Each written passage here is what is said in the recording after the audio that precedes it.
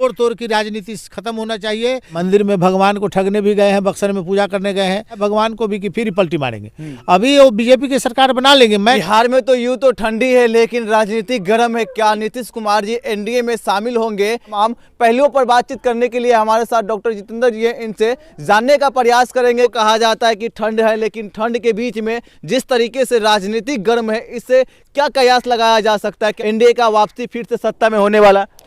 देखिए, आदरणीय नीतीश कुमार जी जो हमारे बिहार के मुख्यमंत्री लगभग 18 वर्षों से हैं, ये कब पलटी मारेंगे या कब कहाँ जाएंगे इनका कोई गारंटी नहीं है। आज एनडीए में जा रहे हैं, इसकी हलचल है और सरगर्मी तेज है, और कल फिर ये आरजेडी में आ जाएंगे, इनकी कोई गारंटी नहीं है।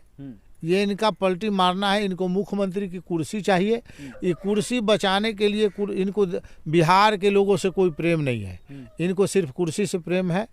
कहीं ना कहीं दोनों पार्टी में आरजेडी और जेडीयू में मतभेद हुई होगी थोड़ी बहुत बातों के लेकर, जिसके कारण ये पाला बदल रहे हैं। अब फिर उधर मतभेद होगा तो फिर यहाँ चले आएंगे। कयास ये भी लगाया जा रहा है कि लोकसभा का चुनाव जो आने वाला है, उनमें सीटों के बंटवारा को लेकर के नीतीश कुमार जी का ये अहम फैसला हो सकता है क्या?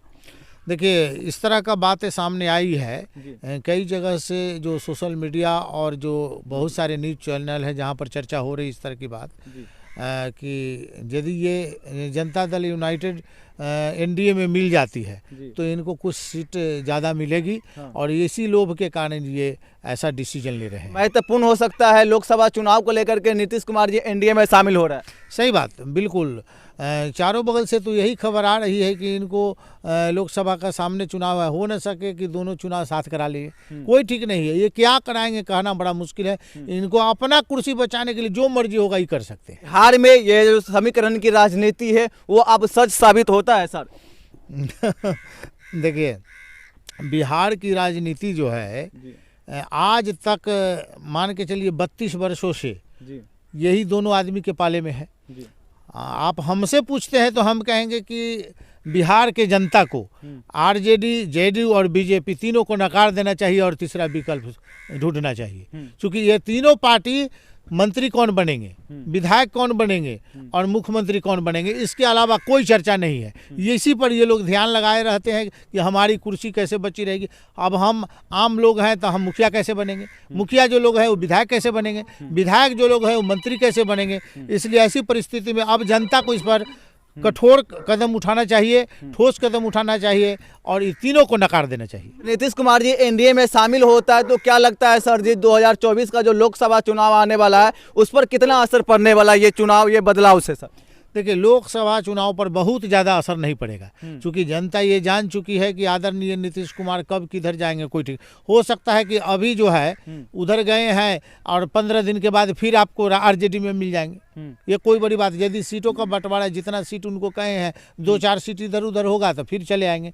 इससे बहुत ज़्यादा जनता पर असर नहीं पड़ेगा, क्योंकि सब कुछ जनता को करना है। समझ गए ना, किसके साथ वोट देना है, कौन काम करेगा, कौन कैसे बिहार का विकास हुआ, इसलिए इस पर जनता पर छोड़ दिया जाए कि जनता को क्या करना है। नेता लोगों के बारे में लोग समझ गया है कि ये क्या करेंगे। सर, लगता है सर कि अगर एनडीए में नीतीश कुमार जी शामिल हो जाएंगे तो तेजस्वी यादव जी सरकार बनाने में सक्षम होंगे क्या सर? हो सकता है, 2-3 सीटों का प्रॉब्लम है, ये लोग भी अपना व्यवस्था में लगे हुए हैं। वैसे को तेजस्वी जी के लिए, जैसा कि आदरणीय नीतीश कुमार जी बोले थे कि युवा है, उनके कथन अनुसार, और ये भी बोले थे कि मैं मर जाऊंगा लेकिन बीजेपी में नहीं जाऊंगा, और बिहार को तेजस्वी की ज़रूरत है, युवा हैं, अच्छा काम करेंगे और कर भी रहे हैं, ऐसा आदरणीय नीतीश कुमार जी ने कहा था। तो ऐसी परिस्थिति में यदि जनता चाहेगी तो हो सकता है, यदि समर्थन मिला तो तेजस्वी जी को एक बार सरकार में आना चाहिए। कयास ये भी लगाया जा रहा है कि नीतीश कुमार जी नहीं, तेजस्वी यादव और लालू प्रसाद यादव जी मिल करके नीतीश कुमार जी को धोखा दे रहा है, ऐसा भी कयास लगाया जा रहा है। देखिए, राजनीति है, कौन किसको इसमें दोस्त है या दुश्मन है कहना बड़ा मुश्किल है।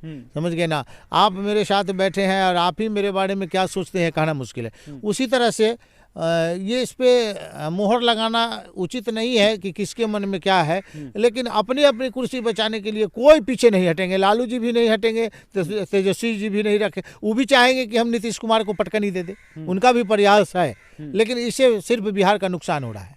यानी बिहार के लोगों को, आम जनता को, आम आवाम को इससे कोई फर्क नहीं पड़ता है, इससे कोई मतलब नहीं होता। कोई नहीं, तमाम जनता जान चुकी है कि रातों रात ये कुर्सी बदलेंगे। हाँ। रातों रात ये राजनीति गलियारे में सिर्फ जनता का मत लेकर जाएंगे और अपनी मर्जी से, जानते हैं ये लोग अलग, सही पूछिए, हमसे पूछते थे, मैं आपको एक बात बताऊंगा कि बिहार में सबसे बड़ी पार्टी आरजेडी है। सरकार बनाने का उसको मौका मिलना चाहिए, इसलिए कि जनता ने उसे मैंडेट दिया है, उसे वोट दिया है। लेकिन हमारे संविधान में ही है कि इतना सीट जो लाएगा चाहे जहां से तोड़ के ले आइए, जोड़ तोड़ की राजनीति खत्म होना चाहिए। इसलिए खत्म होनी चाहिए कि चुनाव में पैसा खर्च होता है।